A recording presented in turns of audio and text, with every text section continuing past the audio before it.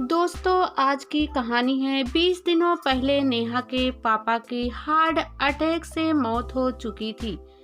नेहा के पापा की मौत के बाद नेहा के भाई ने अपना असली रंग दिखा दिया।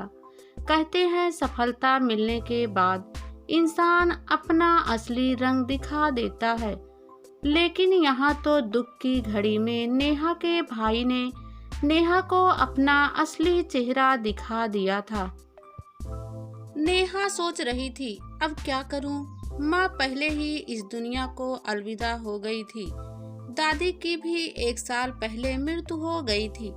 नेहा सोच रही थी, कभी सपने में नहीं सोचा था कि मुझे सपने में ऐसा दिन भी देखने पड़ेंगे। रिश्तेदारों के सामने भाई ने हाथ नचाकर कह रहे थे कि नेहा की वजह से ही पापा की मृत्यु हुई। बुआ जो मुझे बहुत मानती थी, वह भी साफ कह दिया था, ऐसी लड़की से वे कोई नाता नहीं रखना चाहती। मेरे भाई ने मुझसे साफ तौर पर कह रहे थे, अब घर वापस आने की जरूरत नहीं है। तुम्हारी शादी पर खर्च करने की मेरी कोई मंशा नहीं है। भाई ने दिल्ली जाने का टिकट मेरे हाथ में थमा दिया। नेहा सोची, कोई बात नहीं, कम से कम वरुण तो साथ देगा ही। अब जब समस्या आ गई है तो समाधान भी ढूंढना ही पड़ेगा। अपनी आंखें पोंछते हुए नेहा ने मन ही मन सोचा। दिल्ली आकर नेहा दोबारा ऑफिस ज्वाइनिंग कर ली। नेहा ने वरुण से मिलने की काफी कोशिश की, पर वरुण ने उससे दोबारा मिलने में कोई दिलचस्पी नहीं रखी। नेहा ने सोचा कि हो सकता है वरुण ऑफिस के काम में बिजी हो। एक दिन जब कैंटीन में नेहा की सपना से मुलाकात हुई, तब उसे हकीकत मालूम हुई। सपना ने बताया, नेहा, मैं तुम्हें एक बात बताना चाहती हूँ। उम्मीद है कि तुम इसे हल्के में नहीं लोगी, पर बताओ तो सही बात क्या है? नेहा परेशान होते हुए बोली।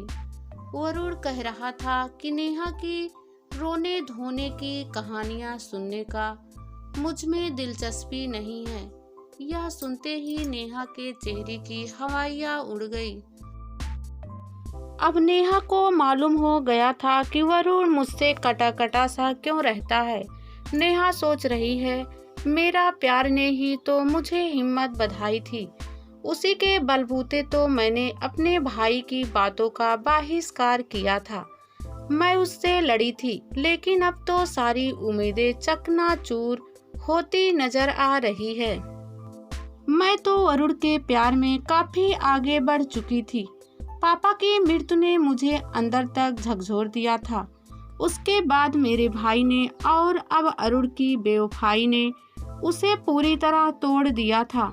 मेरे मन में अब तरह तरह के ख्याल आ रहे हैं। अब क्या होगा? कौन शादी करेगा मुझसे? पापा की मृत्यु के बाद पापा की नौकरी मेरे भाई को मिल चुकी थी। घर और थोड़ी बहुत प्रॉपर्टी पर भाई ने पहले ही अपना कब्जा जमा लिया है। रिश्तेदारों ने भी भाई का ही साथ दिया था।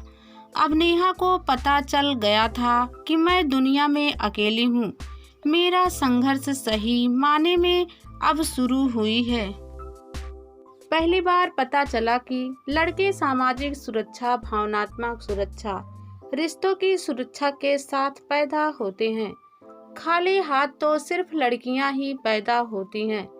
सब लोग नेहा को लेक्चर देते कि तुम खुद सफल होकर दिखाओ, ताकि वरुण तुम्हें छोड़ने के निर्णय को लेकर पछताए। पर नेहा किस किस को समझाए?